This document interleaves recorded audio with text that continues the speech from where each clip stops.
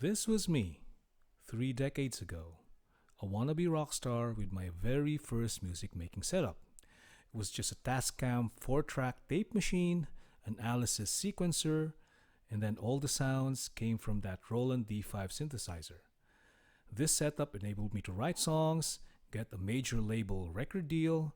It also started a lifelong fandom of Roland synthesizers. So it was with great anticipation and excitement that I got the chance to go to Roland's new standalone store in Harajuku, Tokyo, Japan. So we're about to enter Roland's standalone store in Harajuku in Tokyo. I was actually here a couple of days ago. I bought a synthesizer, a Roland S1, one of their latest releases this year. So this is the welcome mat, welcoming you to Roland Tokyo. And here we have one of their digital drums. It's one of their more advanced models with a mesh. And on the left side, we see some merchandise, t-shirts.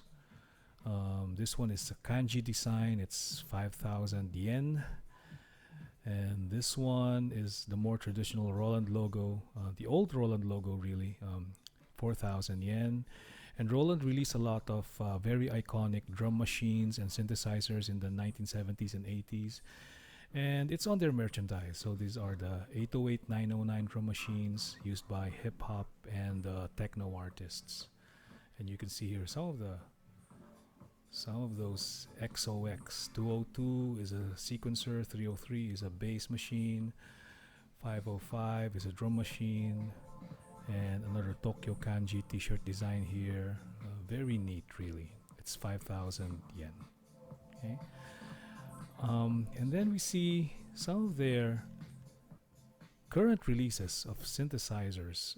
You saw there the guitar, the Axe Edge, and here we see some wind controllers, wind synthesizers. So Roland produces those as well.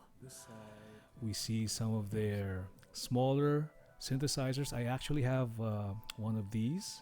This is a JD08, sort of a reissue of the JD800 from the 1990s. This is a reissue of the TR808. This is the JX, another JX here. And this is a Juno 106 re-release. So re-releases of some very iconic synthesizers. This is a TR909, 606. Sorry, that's a 303. Sorry. And then some of their latest synthesizers here. The Phantom models are here, the FAs, and the Juno. The lower end models are called Juno now, the Juno DSs. So over here, more synthesizers. Really, these are all of their current models. This is a new release, a Gaia 2. Another new release, a Juno X synthesizer. Yeah, Juno is one of their iconic models in the 1980s, used by a lot of new wave and techno bands. Jupiter is another one of those iconic models from the 1980s. And then you see here some of the, I would say, medium ranges. This is the SH4D.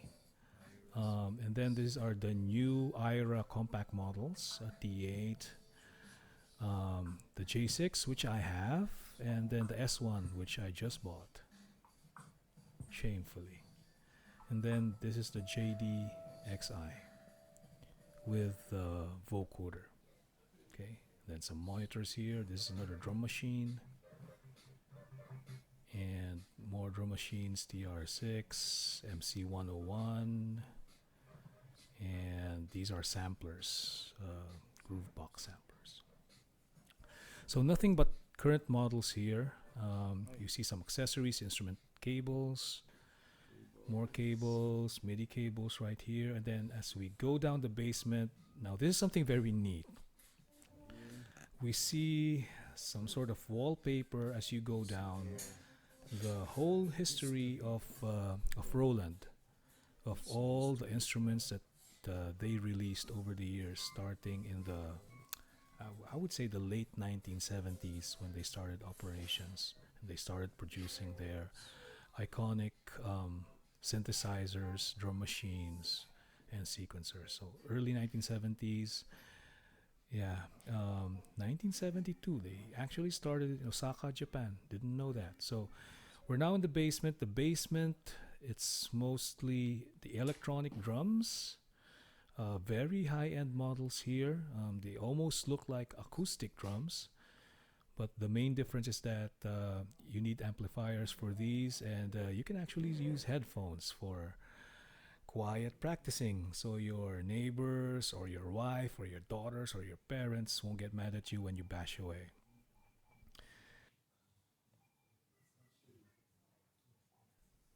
And now we see here some Boss amplifiers, a Roland Jazz Chorus, which is a reissue of that iconic 1980s Jazz Chorus amplifier from Roland. Some more Boss amplifiers here. Something interesting, a Boss brand guitar. Didn't know that one existed. And then we see here some Boss analog effects.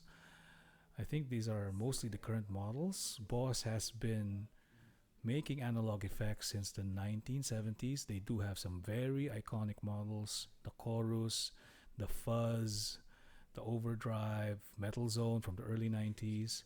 And here we see some loopers from Boss, some of their multi effects, and then some more analog effects on this table. And that's really it for this floor. It's mostly Boss, analog digital effects, amplifiers, and then Roland's digital drums.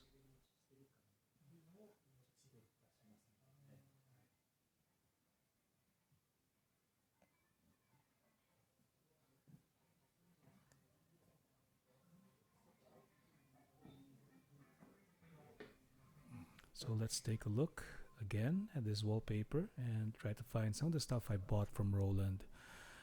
I remember I stopped buying Roland in the mid 2010s. I got very interested in the newer, less popular brands like Novation then and Arturia.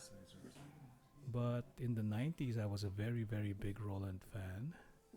And I had this monster, the JD 800, which is a very large, very heavy synthesizer, but it sounded very, very good. It sounded so thick and so warm. And I also had the MC303, the very, very first groove box when I started trying to make dance music. Hi, sorry. And I also had this JP 8000 synthesizer. So that's it for the Roland store. It's really just the current models of all Roland and Boss. See ya.